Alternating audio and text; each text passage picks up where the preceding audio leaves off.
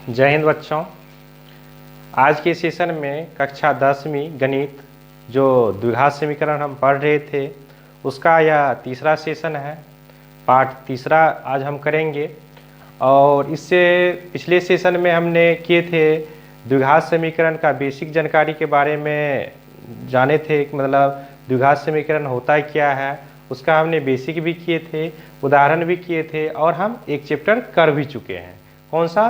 तो 4.1 उनका हम एग्जाम्पल भी और एक्सरसाइज भी बना चुके हैं। आज हम 4.2 के लिए यानी कि प्रश्नावली 4.2 के लिए उसका उदाहरण करेंगे, फिर उनका एक्सरसाइज करेंगे इसी सेशन में। तो चलिए, इसमें आपको जो है यह 4.2 के लिए जो दिया गया है तो इसमें आपको करा गुणनखंडों द्वारा द्विघात समीकरण का हल करना है। तो आज इस सेशन में आप सीखिएगा कि गुणनखंड द्वारा द्विघात समीकरण को हम हल कैसे करते हैं, वो भी बहुत ही इजी रूप में और आसान तरीका में सीखिएगा कि गुणनखंड द्वारा द्विघात समीकरण को हम कैसे हल करते हैं। ऐसे तो द्विघात समीकरण हल करने की 3 विधियां हैं। एक गुणनखंड विधि है, फिर है पूर्ण वर्ग विधि है और फिर है सूत्र विधि। तो पहले अभी हमको जो है ना गुणनखंड विधि के बारे में पढ़ना है, फिर गुणनखंड विधि के बाद हम सूत्र विधि के बारे में जानेंगे, फिर हम पूर्ण वर्ग विधि के बारे में जानेंगे, फिर हम सूत्र विधि के बारे में जानेंगे। तो चलिए अब हम स्टार्ट कर लेते हैं। तो इसका जो है ना उदाहरण दिया हुआ है, तीसरा नंबर का उदाहरण है, उदाहरण 3 है, जिसमें कह रहा है क्या गुणनखंड द्वारा समीकरण 2x² - 5x + 3 = 0 के मूल ज्ञात कीजिए। मूल का मतलब हुआ क्या कि ये जो हम द्विघात समीकरण को जो हम हल करेंगे ना, इसको हल करने के बाद हमेशा हमें 2 मान आएगा जिसको मूल कहा जाता है, जो x का मान निकलेगा। अब वह मान हो सकता है समान भी हो सकता है, असमान भी हो सकता है और शून्य भी हो सकता है। तो प्रॉपर रूप से जो है इस सवाल को आप अगर कर लीजिएगा, अभी जैसे आपको करवाएंगे, अगर इस सवाल को अगर आप प्रॉपर रूप से समझ जाइएगा तो इसी सवाल पे आपका बहुत सारा द्विघात समीकरण का सवाल बनने वाला है। तो चलिए अब इसको पहले हम नोट करते हैं। क्या दिया हुआ है? 2x² - 5x + 3 इक्वल दिया हुआ है 0। सबसे पहले हम थोड़ा डिस्कशन कर लेते हैं कि यह गुणनखंड द्वारा जो हमें कह रहा है द्विघात समीकरण को हल करने के लिए, तो गुणनखंड होता क्या है? तो गुणनखंड का जब ही हमको गुणनखंड लिखा हुआ है तो गुणन मतलब उनका क्या करना है? खंड करना है। और वो भी किस रूप में खंड करना है? तो गुणा के रूप में खंडित करना। गुणन खंड मतलब हुआ उनको खंड कर देना। जो हमको दिया हुआ रहेगा समीकरण, उस समीकरण को क्या करना है? 2 पार्ट में बांट देना है, खंडित कर देना है। और वो भी किस रूप में? तो गुणा के रूप में। जैसे कि मान के चलिए हमको दिया हुआ रहता है 12 दिया हुआ रहता है।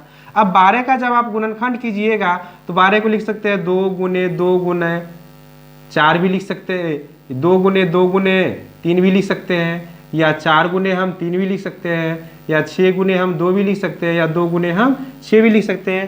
तो ये सारे क्या है? 12 का गुणनखंड हो रहा है। मतलब इसको क्या किया हम?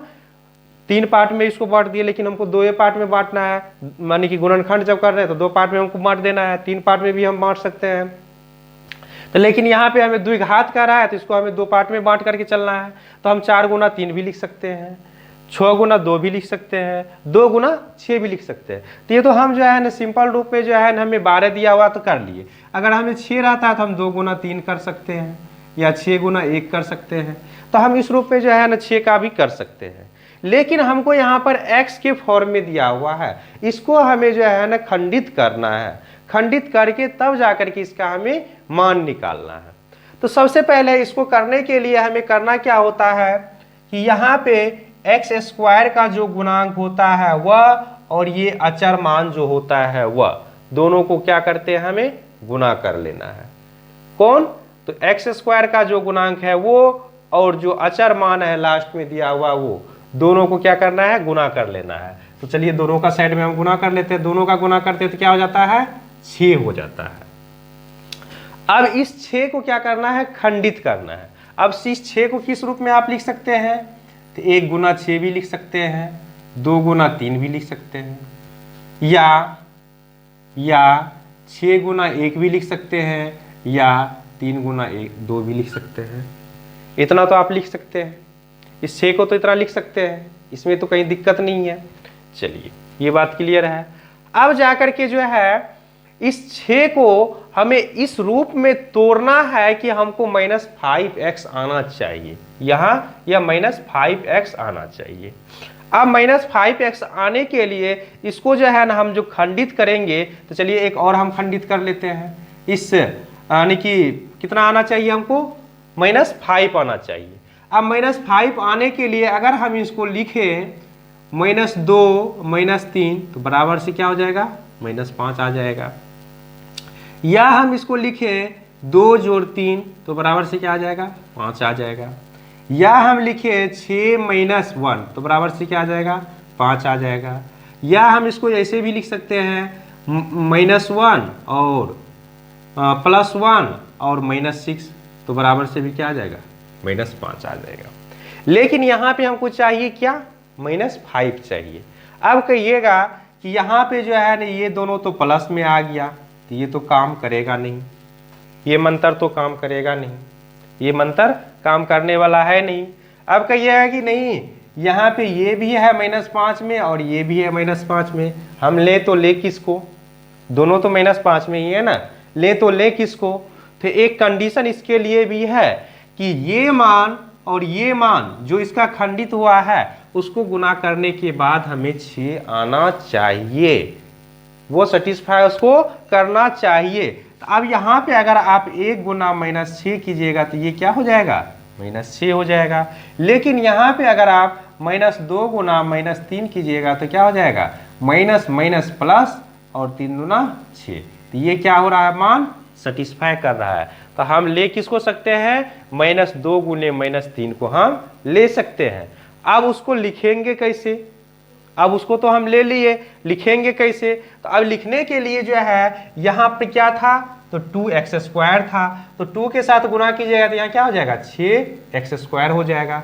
अब 6x² जो हुआ तो इसको हम -2x गुने -3x लिख सकते हैं, तो बराबर से ये हो जाएगा +6x² हो जाएगा।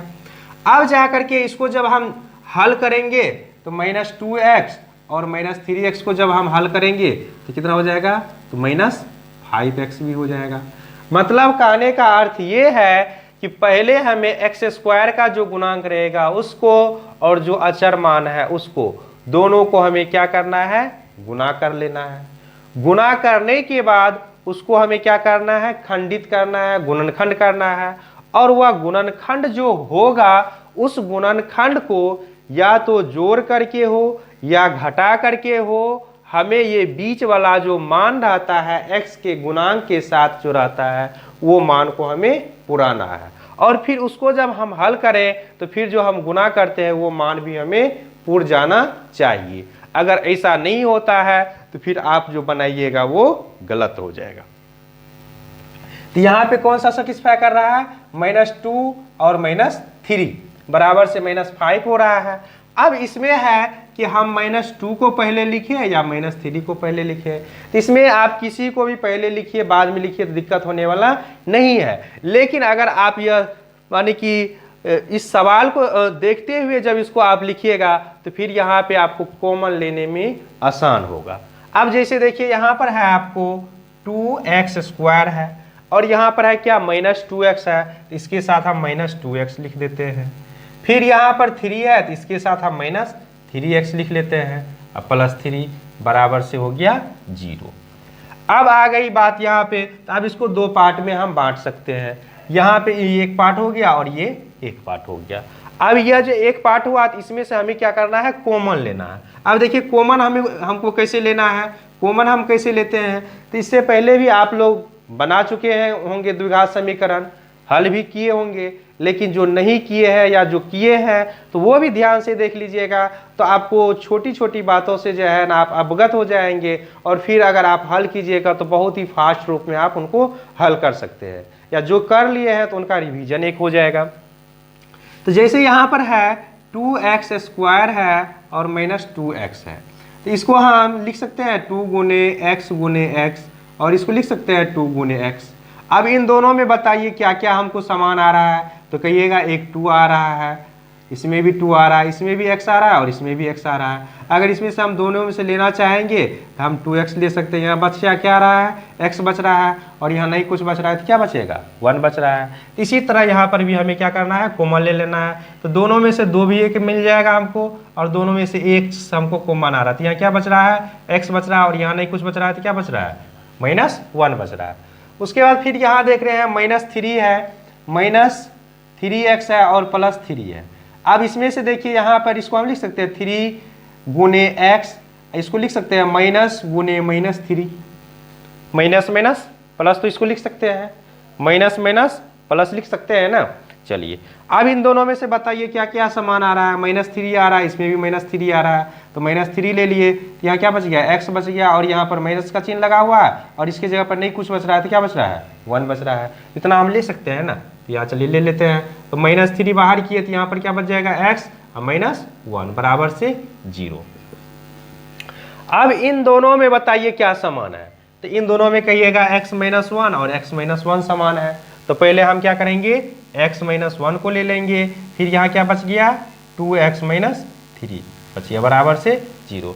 अब इतना बराबर भी 0 और इतना बराबर भी 0। तो अब यहाँ पर लिखिए x -1 बराबर 0 या 2x -3 बराबर से 0। तो x बराबर 1 को इधर लाइएगा तो 1 हो जाएगा, या 2x बराबर 3 माइनस में है इधर जाएगा तो प्लस में हो जाएगा। तो x बराबर 1 या x बराबर हो जाएगा कितना, 3/2 हो जाएगा। ये हो गया आपको द्विघात समीकरण का मूल निकल गया।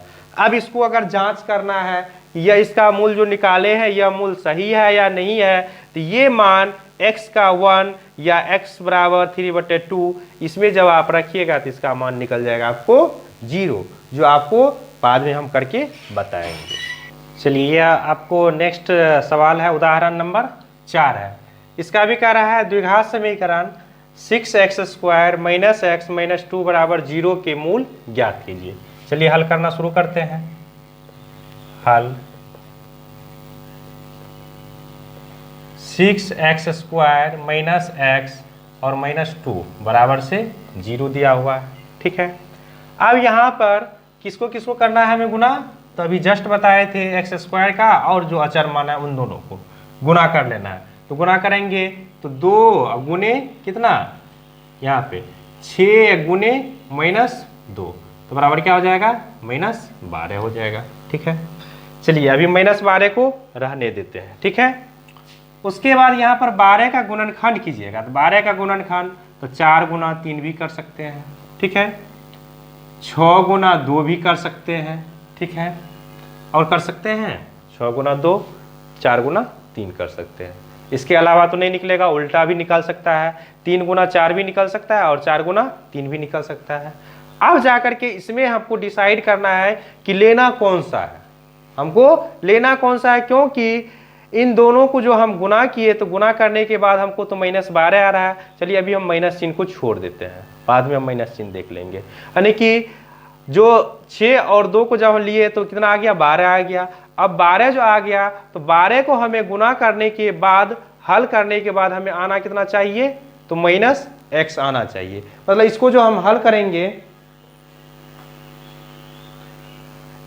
इसको जो हम हल करेंगे तो हल करने के बाद हमको कितना आना चाहिए, -x बचना चाहिए, ठीक है। अब लेकिन यहाँ पे कंडीशन ये खड़ा हो रहा है कि इसका 2 गुणनखंड हो रहा है, एक तो 6 गुना 2 हो रहा है और एक 4 गुना 3 हो रहा है। अब जाकर के हमें कम से कम तो 1 बचना चाहिए। अगर हम 6 में से 2 को अगर घटा भी दें तो कितना बच जाता है, 4 बच जाता है, या 2 में से 6 को घटाएंगे तो -4 बच जाता है। लेकिन अगर यहाँ पे 4 में से 3 को घटाएंगे तो 1 बच जाता है, या 3 में से 4 को घटाते हैं तो -1 बच जाता है, ठीक है। अब डिसाइड करना है, अब चलिए हम माइनस चिन्ह ले लेते हैं। अब यहाँ पर हम माइनस चिन्ह लगा दिए तो माइनस यहाँ पर क्या हो गया, 12 हो गया। मतलब जोड़ या घाटों करने के बाद हमको -12 पुर जाना चाहिए, यानी कि गुना करने के बाद हमको -12 पुर जाना चाहिए और जोड़ और घटाव करने के बाद हमको -x आना चाहिए। चलिए अब इस पे आते हैं कि अगर हम यहाँ पे 4 और 3 लेते हैं, प्लस में 4 माइनस में 3 लेते हैं तो हमें 1 आता है। यहाँ तो माइनस चिन्ह नहीं आ रहा है, लेकिन 4 गुना 3 करेंगे तो -12 आ रहा है, ये हमको सेटिस्फाई नहीं किया। चलिए एक बार यहाँ से देख लेते हैं, यानी कि 4 गुने -3 करेंगे तो आपको तो -12 आ रहा है, लेकिन 4 - 3 करेंगे तो 1 आ जाता है। सेटिस्फाई इसको नहीं कर रहा है, -x तो नहीं आएगा यहाँ पे। यहाँ पे इसको देखते हैं, यहाँ पे 3 गुने -4 करते हैं तो -12 भी आ रहा है, और 3 में से 4 को घटाते -1 भी आ रहा है। और इसके साथ अगर हम x लगा देते हैं तो 3x - 4x कर देते हैं तो -x भी बच जाता है, और 3x गुने -4x कर लेते हैं तो यहाँ पर 4 तिया 12x² भी हो रहा है। क्यों? क्योंकि यहाँ पे x² लगा हुआ है, तो इसके साथ जब गुणा कीजिएगा तो कितना हो जाएगा? 12x² हो जाएगा। तो सेटिस्फाई कौन सा मान कर रहा है हमको? ये वाला मान हमको सेटिस्फाई कर रहा है, ये वाला मान हमको सेटिस्फाई कर रहा है। तो यहाँ पर हम क्या लिखेंगे? 6x², और आप देखिए इसमें 3 भी लगा हुआ है और 4x भी लगा हुआ है, तो 4 के साथ गुणज ये है, क्योंकि 2 दूना 4 हो जाएगा और 3 दूना 6 हो जाएगा। तो 3 को हम पहले लिख लेते हैं, 4 को हम बाद में लिखते हैं। तो यहाँ क्या लिखिएगा? तो 6x² हो गया, और यहाँ पर प्लस 3x, और फिर क्या है? -4x और -2 बराबर से 0। अब इसमें देखिए यहाँ पर 6x² है प्लस 3x² है। अब इसको कैसे कॉमन कीजिएगा? इन दोनों में लेना होगा और इन दोनों में कॉमन करना होगा।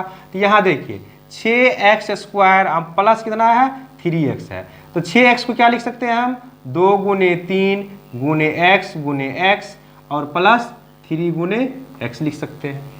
अब देखिए इसमें ये 3 मिल रहा है, ये भी 3 मिल रहा है, एगो x मिल रहा है और एगो x मिल रहा है, तो दोनों में से जो है ना हम 3x को ले सकते हैं, तो 3 गुना x ले लिए। यहाँ पर क्या बच रहा है? 2 बच रहा है और एक x बच रहा है, और यहाँ पे नहीं कुछ बच रहा है, तो क्या बच रहा है? +1 बच रहा है। चलिए लिख देते हैं यहाँ पे। तो यहाँ पर 3x ले लेंगे, तो यहाँ पर 3 दूना 6x हो जाता है, तो 6x² पुट गया, और यहाँ पे क्या बच गया? +1। अब यहाँ पर देखिए क्या लेना है, क्या है यहाँ पर? -4x है और -2 है, ठीक है। अब इसको जो लिखिएगा तो कितना लिखिएगा इसको? तो माइनस है तो 2 गुना 2x -2 लिख सकते हैं। अब जाकर के देखिए यहाँ पे, अब यहाँ पे जो है ना इन दोनों में से क्या लिखिएगा? 2 लिखिएगा, और यहाँ पे -2 लिखिएगा। तो यहाँ पर आप इसको लिख सकते हैं ऐसे, प्लस गुने -2 लिख सकते हैं ना, प्लस गुने -2। तो प्लस गुने माइनस कीजिएगा तो क्या हो जाएगा? माइनस ही हो जाएगा। तो अब अगर यहाँ पर -2 ले लेते हैं तो यहाँ पर क्या बच जाएगा? एक 2x बच जाएगा, प्लस का चिन्ह दे दीजिए, और यह -2 तो हम निकाल लिए, तो यहाँ क्या बच जाएगा? +1 बच जाएगा। चलिए यहाँ पर लिख देते हैं, तो -2 ले लिए यहाँ पे कॉमन, यहाँ पर क्या बच जाएगा आपको? 2x बच जाएगा, और यहाँ पे +1 बच जाएगा बराबर से 0। अब इन दोनों में से हमें क्या कॉमन आ रहा है? तो 2x +1 2x +1 दोनों में मिल रहा है, तो यहाँ पर हम ले लेंगे 2x +1 ले लिए, तो यहाँ क्या बच जाएगा आपको? 3x और -2 बराबर से 0। अब 2x +1 बराबर 0 या 3x -2 बराबर 0। यहाँ पे 2x बराबर से हो जाएगा -1, या यहाँ पे 3x बराबर हो जाएगा 2, क्योंकि यहाँ पे प्लस था इस साइड आया तो माइनस हो गया, यहाँ पे माइनस था इस साइड गया तो प्लस हो गया। तो यहाँ पर x बराबर हो जाएगा -1/2 या x बराबर हो जाएगा आपको 2/3। अब ये निकल गया इसका मूल। चलिए इसका यह उदाहरण 5 है। अब इसमें कह रहा है क्या? उदाहरण 5 है, कह रहा है द्विघात समीकरण इतना इतना 3x² -2√6x +2 बराबर 0। अब इसमें दे दिया है क्या? हमको रूट के फॉर्म में दे दिया है, √6 दे दिया है। तब ये देख करके यह लगता होगा कि इसको हल कैसे करेंगे, तो ये भी हल करना बहुत ही आसान है। चलिए देख लेते हैं हल।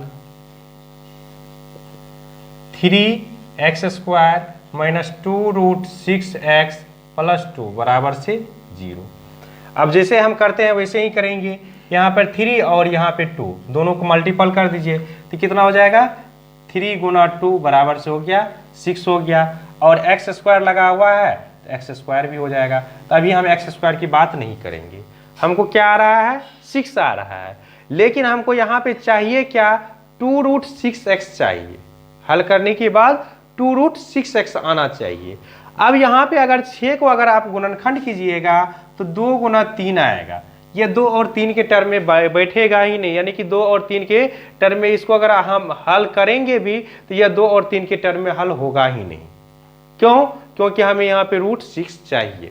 तो √6 चाहिए, तो अगर हम इनको यह 6 जो है तो 6 को हम इस रूप में भी तो लिख सकते हैं ना, √6 गुना √6 भी तो लिख सकते हैं ना।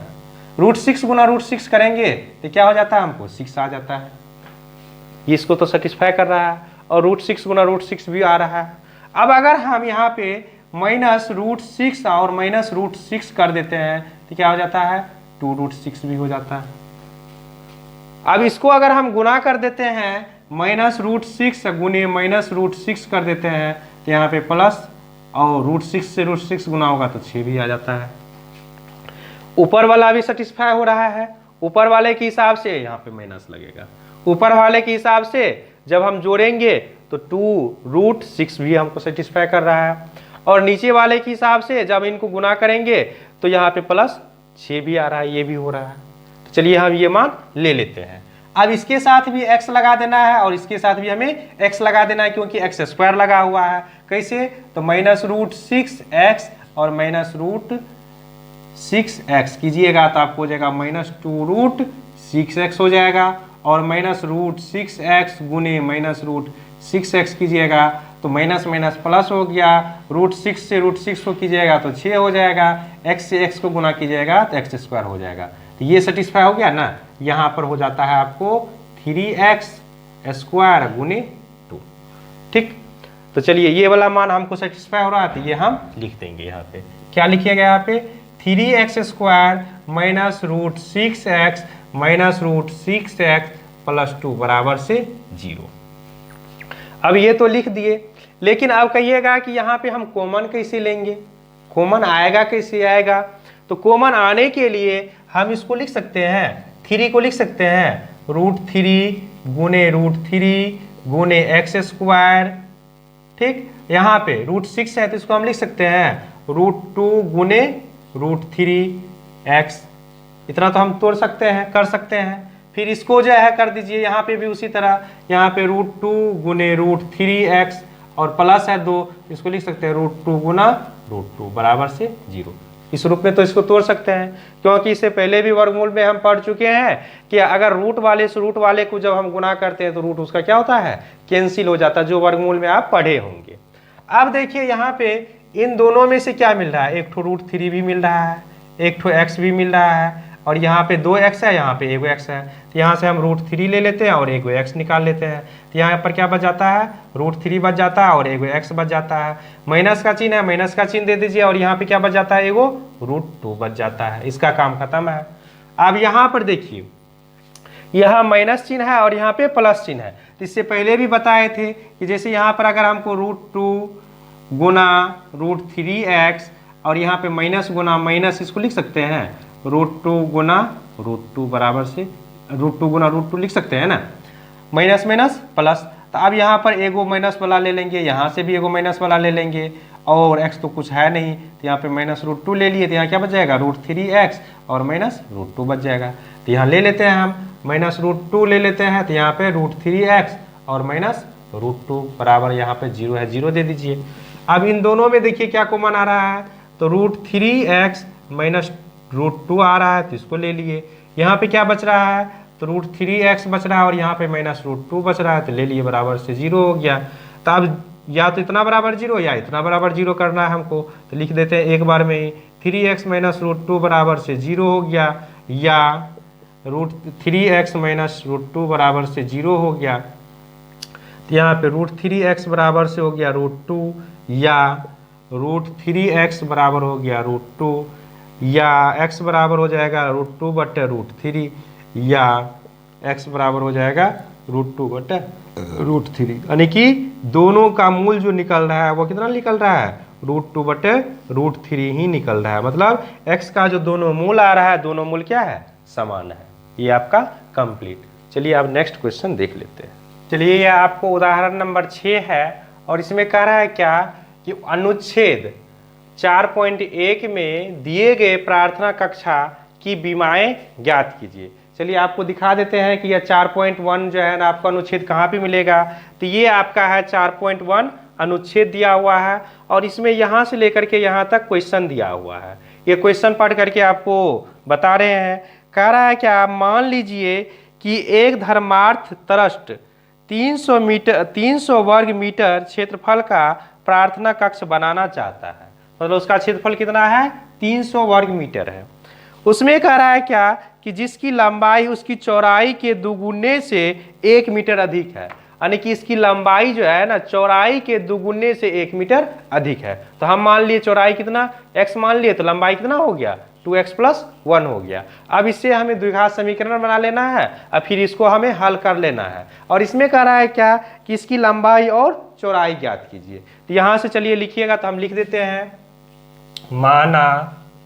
माना कि